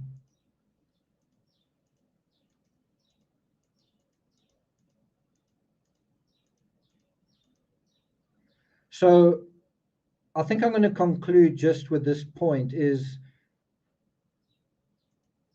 doesn't it feel a lot like The Usual Suspects? If you know that movie, you know that the cops are looking for someone and that someone is actually right in front of them, literally right in front of them, telling them a story, and only when he walks out the door do they realize that's him, right? Doesn't that feel a lot like this case, that the person they were looking for was literally out the front door? And how did they find out? Well, maybe because he told them right in the beginning, I was there, right? Maybe that's kind of how this case was ultimately solved. We are about to find out. Run the World says, thanks, Nick. Had to miss the second half. We'll catch it on replay. Thanks so much. Really appreciate that. I like the cowboy hat. it's a great film, but don't you think The Usual Suspects is a great analogy for this case? The analogy is great. The actual comparison is a little bit of a what the F, right?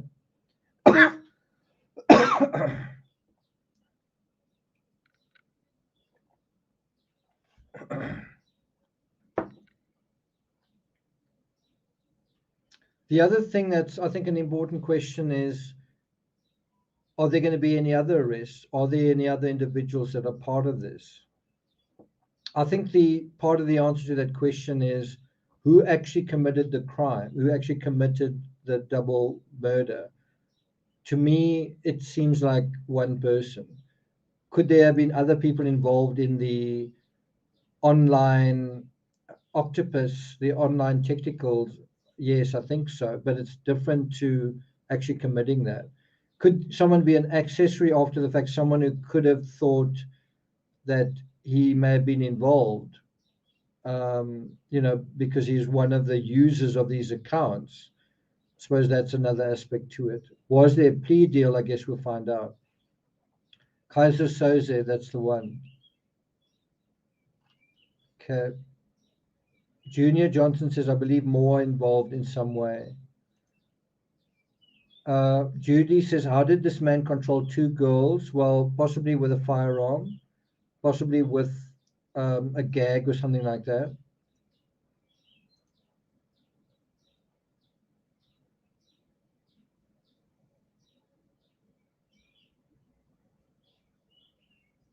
Okay. Susanna says, great discussion. Thanks, everyone. Have a good night. Bye. Yeah. Well, that's basically my last words. That's my last words. Thanks, everyone, for being here, especially Stephanie. And I think it's quite late where you are now. I don't know, is Terry still in the house? Looks like you are. Deborah, all the other members, also to the new members, thanks very much. New subscribers, welcome. If you don't know me, I've written lots of books on true crime. I've written about John Benet Ramsey, Madeleine McCann, like not one book, like trilogy, sometimes a trilogy of trilogies. And I've blogged extensively on the Chris Watts case, and that led me to coming onto YouTube. If you find my analysis rational, reasonable, enjoyable, please do share on your networks. I'm trying to get to 100,000 subscribers.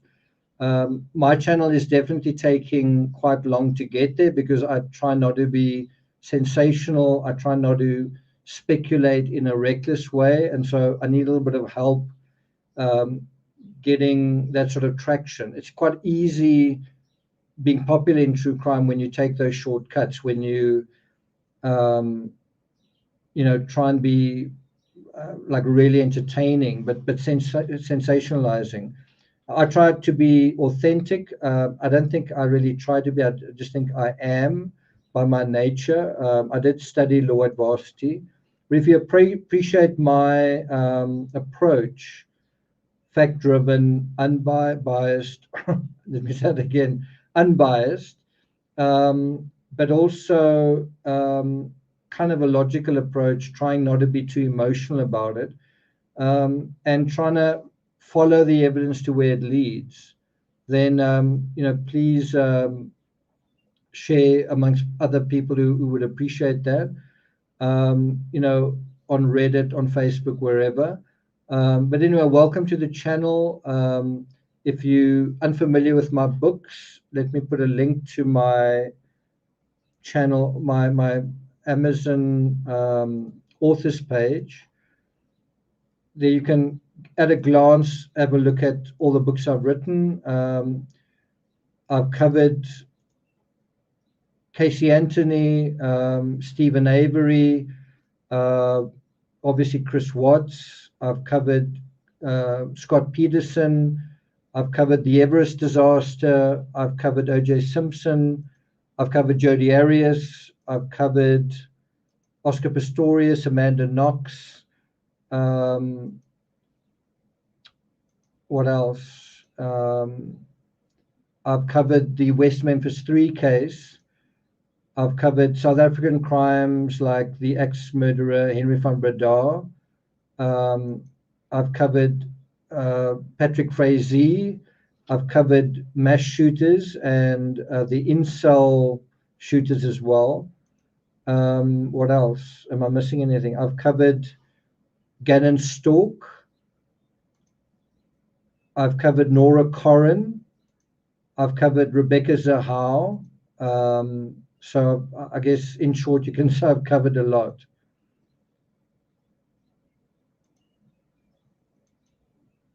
Okay, so if you're interested in that, you can follow this link to my authors page. I don't often really talk about that, but there you go. Okay, Liesel McGuire, thanks so much for that. Liesel says, thanks for all you do. Thanks very much. Thanks, guys. So hope you have a good night's rest. It's 5 o'clock in the morning here. Sun's going to come up, and I'm going to probably do something different to start my day, something I haven't done for a while. I'm going to get on my mountain bike and head out there and hopefully not fall. Hope you have a great night's sleep and wake up tomorrow refreshed and ready to take on the troubles of the world as they wait for you tomorrow. Let them go, let today's troubles go, and wake up ready and refreshed for what faces you tomorrow. Thanks, guys. Take care, and I'll see you guys next time.